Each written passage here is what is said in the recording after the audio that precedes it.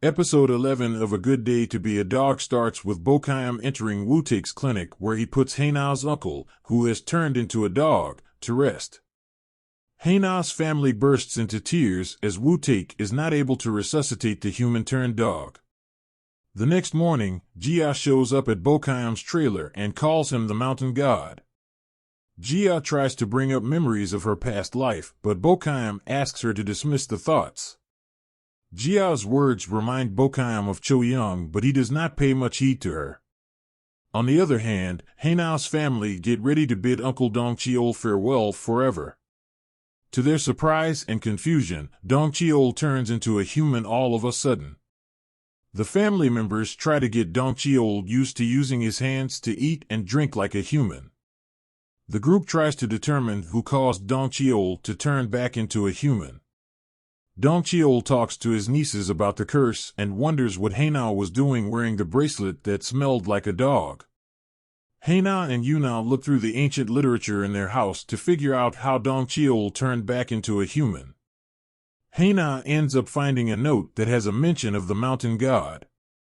That night, Bokeum finds Hae-na and tries to warn her. He turns Yuna into a dog for a moment to threaten her. Bokeum asks Hae-na to think over her life and reveals that he was in her life for a long time. Hae-na goes through her childhood photos and sees an adult Bokeum in them. She recalls how Bokeum hadn't aged a day since he had offered them a snack when they were kids. The next day, Hae-na tells Seo-won all about the picture of Bokeum from years ago. At school, Jia absent-mindedly shows up at Bokeum's cave and ends up seeing the vice principal in his natural fox-tailed habitat. The vice principal tells Bokeum that he is worried about Jia learning the truth. Bokeum runs into Seo-won, who confronts him about his photo with young Hae-na. Bokeum teases Seo-won and asks him to be a good kid, which reminds him of a memory from his childhood. Seo-won recalls seeing Bokeum as his present self when he was still a child. Back then, Bokeum had sent a huge dog to attack Seo-won but had ended up saving the latter using his magic. Present-day Bokeum asks Seo-won to wait and learn the truth about everything at the right time. Meanwhile, Yuna joins Woo-taek in his free pet examination camp at a local village. With Woo-taek forgetting to book their return ferry tickets, the two are forced to stay in the village.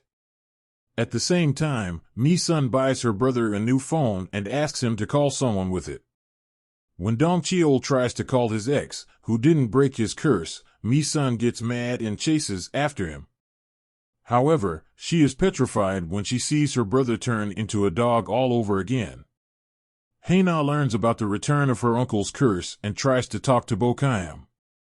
Bokeum calls her by her ancient name and reminds her about the day that the mountain god cursed Mak-sun. After killing Soo-hyun, the mountain god finally gets to Mak-sun and was going to kill her. However, Mak-sun begs for mercy for her unborn child. The mountain god decides to let Mak-sun live, but casts an unending curse that would generations after generations that come after Mak-sun. Present-day Bokeum tells Hae-na that he was willing to break the curse, but he had a condition. He reveals that after breaking the curse, things will go back to the way they were and Seo-won will no longer have feelings for her. Bokeum gives Hae-na a choice between changing her family's fate or having a happily ever after with her lover. Seo-won learns about Bokeum's warning and rushes to his trailer to warn him off. Bokeum mocks Seo-won for his past actions. However, Seo-won claims that he loves Hae-na dearly and would still find his way back to her. The next day, Hae-na and Seo-won spend what could be their last day as a couple. The two take a trip to the beach to celebrate their love for each other. Seo-won tells Hae-na that he's always had feelings for her, which means that nothing could bring them apart. He asks her to choose her family and get the curse reversed. A flashback shows how Soo-hyun has fallen in love with Mak-sun in the ancient period. Cho Young's support eventually leads Soo-hyun to confess his feelings for Mak-sun. Eventually, Mak-sun falls pregnant, but the judge asks Soo-hyun to kill Cho Young, which complicates the matters.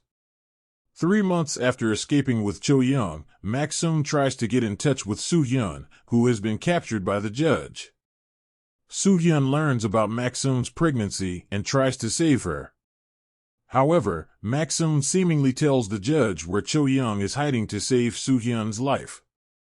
Back to the present day, Hae-na and Seo-won go back to work normally. However, Hae-na seems to have forgotten Seo-won instead of the other way around. The episode review. It looks like the drama is getting a lot less interesting because of the way the episodes are being aired. I wish the makers would have stuck to the original 2-episode per week format, which wouldn't have stretched that show so much. So far though, the way this episode ended looks interesting. We can see that Hae-na revealed the truth about Cho Young's whereabouts to the judge, who eventually had her killed, but there is a huge portion missing. We may see the truth about what happened when Soo Hyun and Mak Soon found Cho Young. From how the episode ends, it is also clear that Hae-na has no memory of Seo-won instead of it being the other way around. This complicates things quite a bit, and I am hopeful to see more of Seo-won/Soo Hyun's past as the final 3 episodes of the show air in the weeks to come.